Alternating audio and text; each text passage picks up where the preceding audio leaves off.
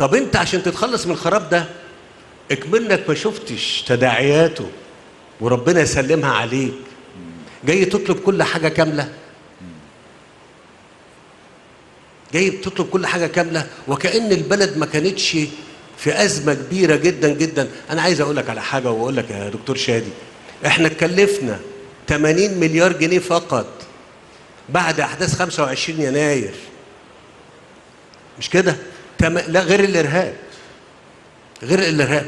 انت الاحتياطي بتاعك اللي كان موجود خلص في سنه ونص، اللي انت قعدت 7 10 15 سنه تكونه، ولا انا بقول يا دكتور معيد 20 تكونه في 15 20 سنه الدوله ماتت عقبال ما عملته.